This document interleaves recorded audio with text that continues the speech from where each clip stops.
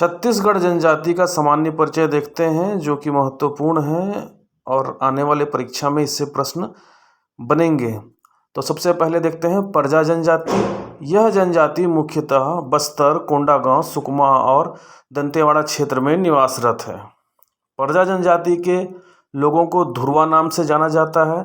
यह एक पशुपालक जनजाति है। इन जनजातियों के बच्चों के लिए पृथक घर होती है, जिसको धांगा बक्सर कहते हैं। परजा जनजाति के ग्राम मुखिया को मुडली कहा जाता है, जिसके घर के सामने एक पत्थर का देवता निशान मुंड होता है, जहाँ पर पंचायत लगता है। परजा जनजाति में धार्मिक कार्य करने वाला जानी, जबकि शुद्धिकरण करने वाला भटनायक कहलाता है। इनका मुख्य भोजन चावल है। ग्राम वैद्य को दिसारी व गुरमेन कहते हैं। परजा जनजाति प्रमुख देवी देवता दंतेश्वरी देवी, डूमा, डोंगरा देव आदि हैं। इस जनजाति के द्वारा बड़ा घाना, चैत, 10 दीपावली और जादस मनाए जाते हैं। तो ये कुछ परीक्षा उपयोगी तथ्य हैं इस जनजाति से, जो परीक्षा में हर बार पूछे जाते हैं। तो इन महत्वपूर्ण पॉइंट को आप याद रखें जो परीक्षा में आएंगे। अगला जनजाति है गदवा, गढ़वा या गड़ावा, तीनों नाम हैं। यह जनजाति बस्तर, रायगढ़ और बिलासपुर क्षेत्र में निवासरत है। गढ़वा जनजाति खुद को गुडन के नाम से पुकारते हैं। इनकी प्रमुख देवी बूढ़ी देवी या ठकुरानी माता है। अगला जनजाति है खैरवार जनजाति। यह जनजाति मुख्य रूप से सरगुजा, सूरजपुर, बलरामपुर, बिलासपुर क्षेत्र में पाई जाती है। यह जनजाति खैर वृक्ष से कत्था निकालने का कार्य करती है, इसीलिए इनका नाम खैरवार पड़ा है। तो ये दोनों जनजातियों में जो मुख्य तथ्य हैं वो ये हैं, जैसे गढ़वा जनजाति ये खुद को गुडन कहलाते हैं, गुडन के नाम से पुकारते हैं। इनकी प्रमुख देवी बूढ़ी देवी या ठकुरानी माता है।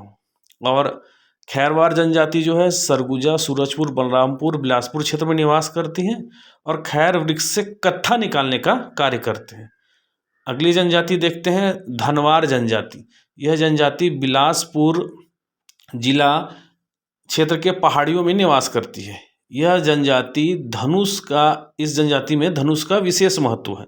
विवाह के समय वर धनुष को साथ में धारण करता है, साथ में लेके चलता है। अगली जनजाति है नगेसिया जनजाति। यह जनजाति रायगढ़ और सरगुजा जिले में निवासरत है। ये खुद को किसान कहते हैं, है ना, तथा इनकी बोली सदरी है।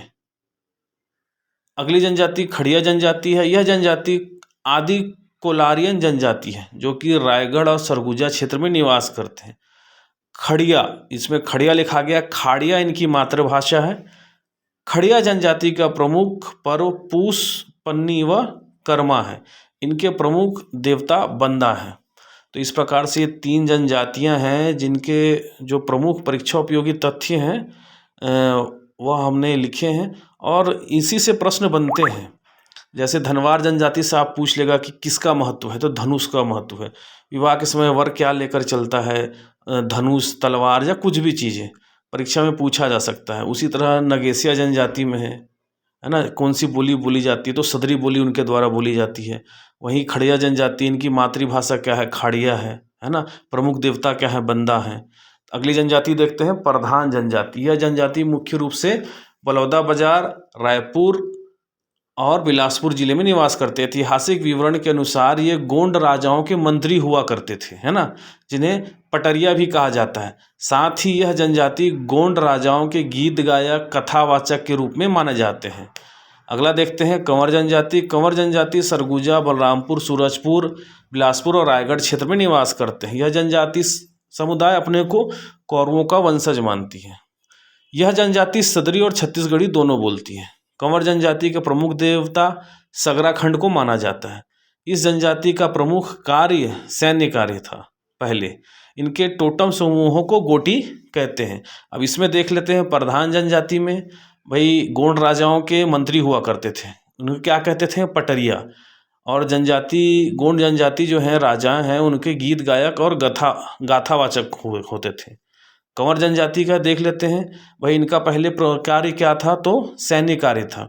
इनके प्रमुख देवता सगराखंड है ना। इस प्रकार से प्रश्न बनते हैं और ये पिछले परीक्षाओं में भी प्रश्न ऐसे ही बनते हुए आए हैं, आने वाले परीक्षाओं में भी ऐसे ही जनजातियों से प्रश्न बनेंगे।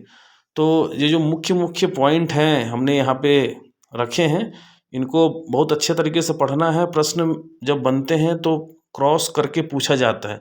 आजकल मेल मिलाप वाला प्रश्न दे देते हैं, उसमें बहुत समस्या आती है। अगला है भारिया जनजाति। यह जनजाति मुख्य रूप से बिलासपुर, कोरबा और जांजगीर चांपा जिले में निवास करती है। इनकी मूल बोली भरनोटी या भारियाटी है ना। इनका निवास स्थान क्या कहलाता है? ढाना कहलाता है। भारिया जनजाति के लोग सांप और मोर के मांस के खाने में विशेष रुचि लेते हैं। भारिया दहिया खेती करते हैं। याद रखिएगा, भारिया में जो है दहिया खेती होती है और कमार में दाहिया खेती होती है। आ का मात्रा का अंतर है। भारिया जनजाति के कुल देवता बूढ़ादेव, दुल्हादेव और नागदेव हैं। साथ ही स्थानीय देवियों की भी ये इस जनजाति के द्वारा आराधना की जाती है। भारिया जनजाति के लोग ग्राम सीमा पर नाबाका चबूतरा बनाते हैं। पूछा जाता है परीक्षा में, पूछ सकता है कि किस जनजाति के द्वारा ग्राम सीमा पर चबूतरा बनाया जाता है, उसका नाम बताइए, है ना। भारिया जनजाति के देवताओं के बारे में पूछ सकता है। कुल देवता बूढ़ादेव, दुल्हादेव, नागदेव हैं। भारिया जनजाति की जो खेती है उसको क्या कहते हैं? फंसा सकता है आपको, दाहिया दे देगा, ऑप्शन में दहिया दे देगा। अगर आपने पढ़ा नहीं है तो आप दाहिया करके आ जाएंगे, जबकि दहिया है। दाहिया जो है वो कमार का है। इसी प्रकार से बोली के बारे में पूछेगा। अगला देखते हैं, कोरला, दोरला या कोयतुर एक ही है ना, अलग अलग नाम से इसको पुकारा जाता है। यह जनजाति मुख्यतः बस्तर, सुकमा जिलों में निवासरत है और यह जनजाति गोंड की एक उपजाति है। अगला है पंडो। यह मुख्यतः सरगुजा अंचल में निवास करते हैं। राज्य सरकार द्वारा इसे विशेष पिछड़ी जनजाति में शामिल किया गया। जो 7 जनजातियां हैं, 5 केंद्र सरकार द्वारा, जो छत्तीसगढ़ शासन द्वारा, उसमें एक शामिल है। छत्तीसगढ़ शासन ने इसको विशेष पिछड़ी जनजाति घोषित की है। अगला है कंध जनजाति। यह जनजाति रायगढ़ क्षेत्र के में अत्यधिक सीमित है, किसी छोटे क्षेत्र में निवासरत है।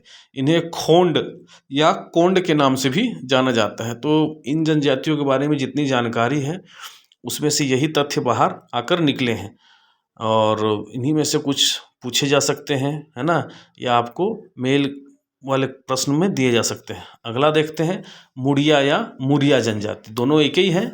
इस जनजाति का मुख्यतः निवास कोंडागांव और नारायणपुर क्षेत्र में है। मुड़िया जनजाति गोंडों की एक उपजाति है। यह गुड़ शब्द से विकसित हुआ है, जिसका अर्थ पलाश वृक्ष है। शाब्दिक दृष्टि से मुरिया का अर्थ आदिम होता है। मुड़िया जनजाति के लोग ठाकुर देव महादेव की पूजा करते हैं। मुड़िया जनजाति का युवा गृह घोटुल कहलाता है। अपन पहले भी पढ़ चुके हैं पहले के वीडियोज़ में। मुड़िया जनजाति के लोग स्थायी कृषि करते हैं। मुड़िया जनजाति सांस्कृतिक रूप से एक समृद्धशाली जनजाति के रूप में जानी जाती है। मुड़िया जनजाति में पूस कोलांग नृत्य किया जाता है।